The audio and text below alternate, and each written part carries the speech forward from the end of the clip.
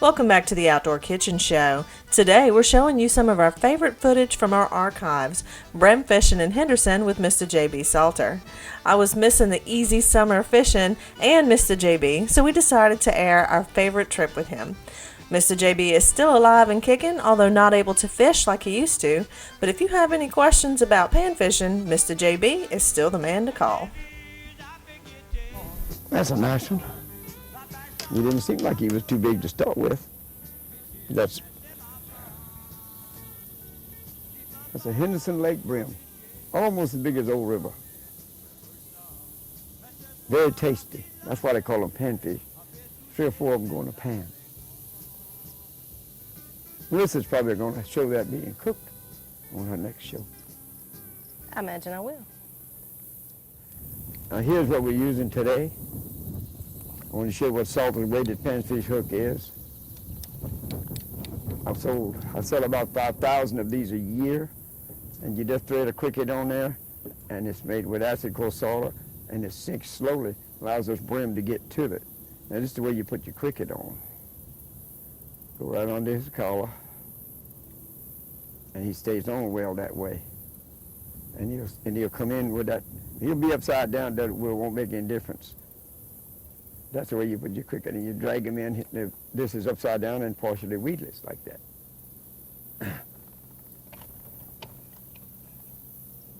This is salted jigging pole. I've sold 30,000 of these. We sell about 700 a year now. It is well balanced. It's 10 feet long, 2-piece, graphite. And everybody from 7 to 77 uses it. Everybody uses the same pole.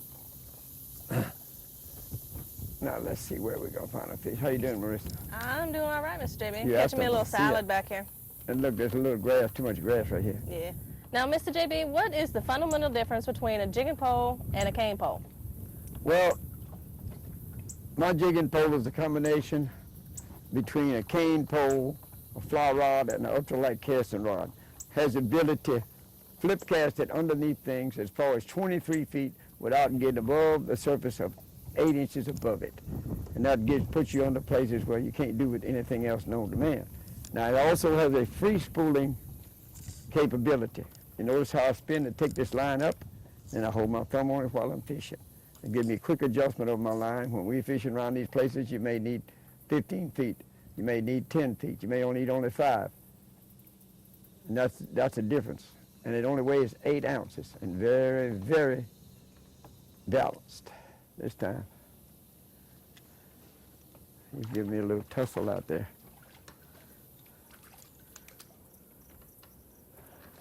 Hope I catch up with Marissa. That's 2. She said she was ahead of me a while ago. Well, the good thing about it, Mr. JB. Well, yes, it is too. This is war. It's war, he says. War, he says. He only does this every day of his life. This is serious. I get to go fishing once a year.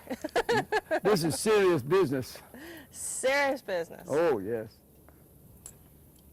What you got? Got a big brim. What Another we came big brim. for. Woo, that's a nice one. Yes, indeed. Oh, okay, now it is war. All right, fine. It's war. And you know how you make friends out of your enemies out of your friend, huh? Tell them about your place, and the next time you go there, and he and half his friends are there. Uh-huh. So that's it's kind of like don't tell the enemy what your plans are.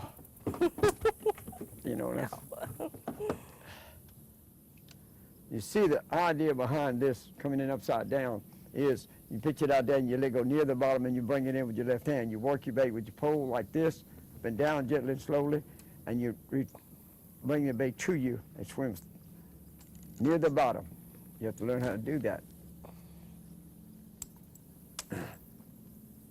There he is. That's another one. Good one. Halfway good. No, he's good. Woo! Ooh, look at that one. Look at that. Six of them.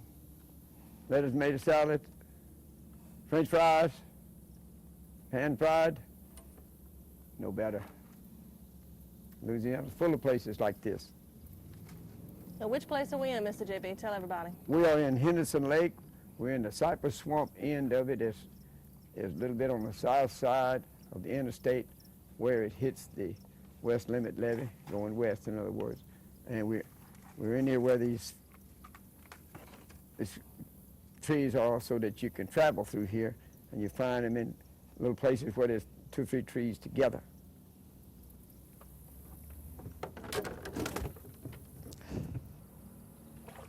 Woo! It's a nice one this time. Look at it. Ha! Look at that. Oh, daddy of the day. Ooh, definitely. Oh, I don't think we're going to get any bigger than that. Beautiful. That's 10, 11 ounces, maybe 12. Beautiful. Oh, salted jigging pole struck again. Look at it, right out between those 2 trees. See there? Remember where you got 2 or 3 trees together? That's where they are. Not the first time I've been here, folks. That's a beauty. Beauty. Ha ha ha.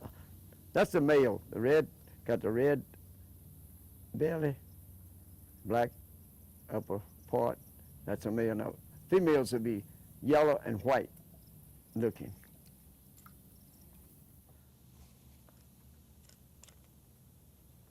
There he is. That's him. Look at him. He's mad about that. Look at that beauty. If I can just get him in here. Ha! Hallelujah. Beautiful. Right in between those 2 trees. That's one about big as the one I caught earlier. We're catching fish in 2 feet of water.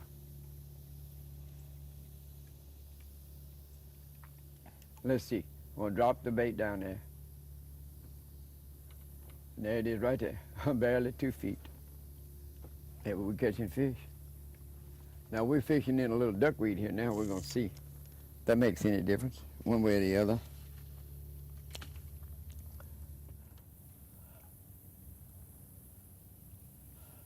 Oh, look, I've got a bunch of grass with it. Oh, another big one though. That's a big one. Golly. Like those other ones, 3 or 4 that I have. We have. Mr. JB is in his 80s now, but still making Salter's jigging poles. Because of his health, he doesn't get to go fishing like he used to, but he's still the guy to call if you have questions about pan fishing or how to rig up your jigging pole, whether you're using artificial bait or crickets. I hope you enjoyed watching this footage from our archives. I sure enjoyed seeing it again. Now, when we come back, we'll tell you how to find recipes for panfish, Cajun food, and more. So stay tuned right here to the Outdoor Kitchen Show. We'll be right back.